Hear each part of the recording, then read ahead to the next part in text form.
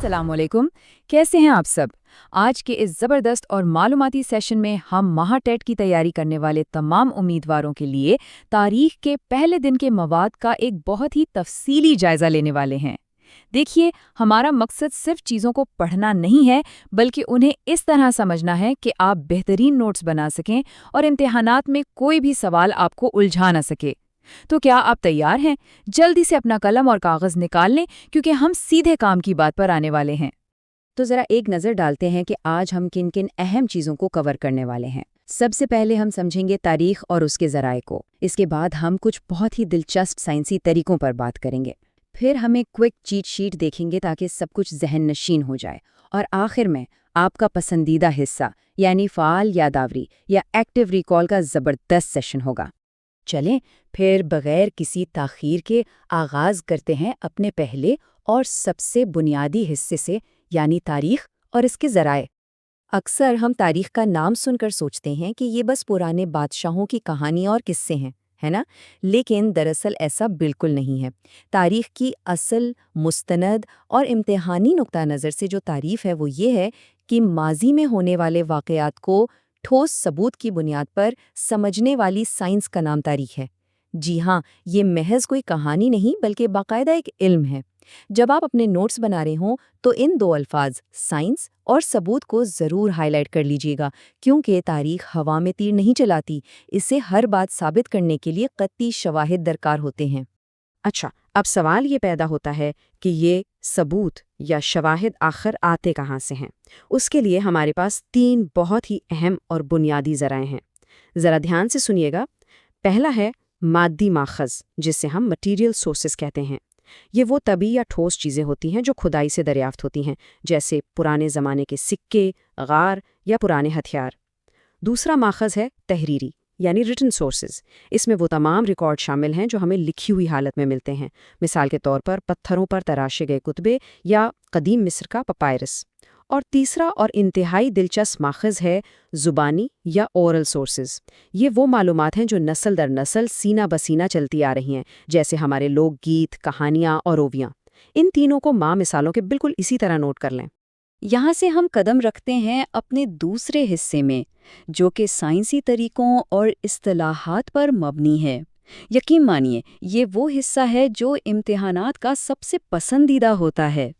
क्या आपने कभी सोचा है कि जब साइंसदानों को ज़मीन से कोई पुरानी हड्डी या लकड़ी का टुकड़ा मिलता है, तो उन्हें कैसे पता चल जाता है कि ये चीज़ कितने हज़ारों साल पुरानी है?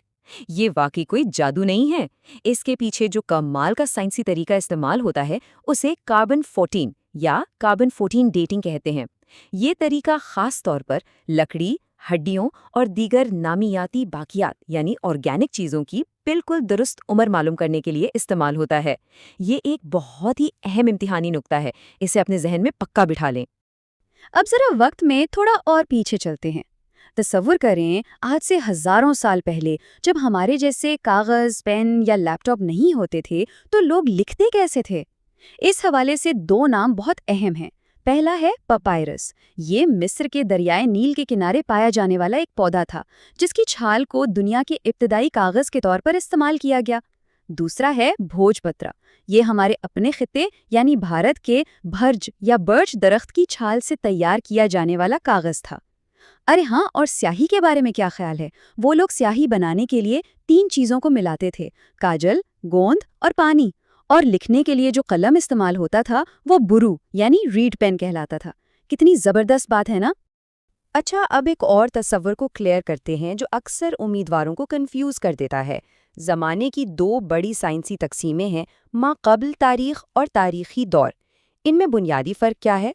देखिए, बहुत सादा सी बात है।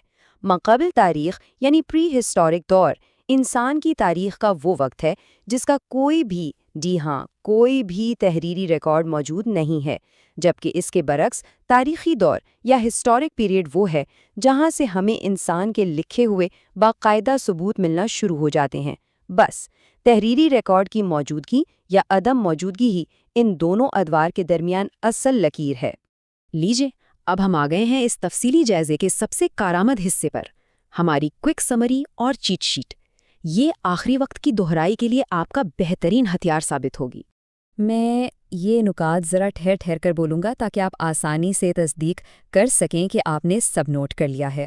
پہلا نکتہ، تاریخ کیا ہے؟ ماضی کے واقعات کا ایک سائنسی مطالعہ۔ دوسرا نکتہ، پرانی چیزوں کو دریافت کرنے کا طریقہ کیا کہلاتا ہے؟ جی ہاں، آثار قدیمہ یا آرکیالوجی اور کھدائی۔ تیسرا اہم ترین نکتہ، پرانی مادی اشیاء کی عمر معلوم کرنے کا سائنسی طریقہ کون سا ہے؟ بالکل ٹھیک، کاربن ڈیٹنگ یا C14۔ اور چوتھا، قدیم مصر کا کاغذ کس پودے سے بنتا تھا؟ جواب ہے پپائرس۔ اب اسی چیٹ شیٹ کا دوسرا حصہ دیکھ لیتے ہیں۔ بھارت کا قدیم کاغذ کون سا تھا؟ بھوج پتر، جو بھرج نامی درخت کی چھال سے تیار ہوتا تھا۔ اچھا، قدیم سیاہی کے 3 اجزاء کون سے تھے؟ وہ تھے کاجل، گوند اور پانی۔ اس دور کا قلم کیا کہلاتا تھا؟ اسے ہم برو یا ریڈ پین کہتے ہیں۔ اور آخری چیز، زبانی ذرائع میں کیا شامل ہے؟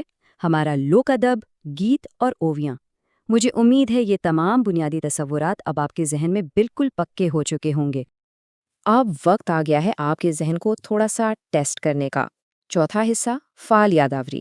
یہ 10 سوالات دراصل آج کے اس پورے سیشن کا نچوڑ ہیں۔ تو بتائیے، سوال نمبر 1، ہم تاریخ کو صرف کوئی پرانی کہانی کہنے کے بجائے سائنس کیوں کہتے ہیں؟ اس کا بالکل سیدھا سا جواب ہے کیونکہ یہ بغیر ثبوت کے کوئی بات نہیں مانتی، یہ ٹھوس شواہد پر مبنی ایک علم ہے۔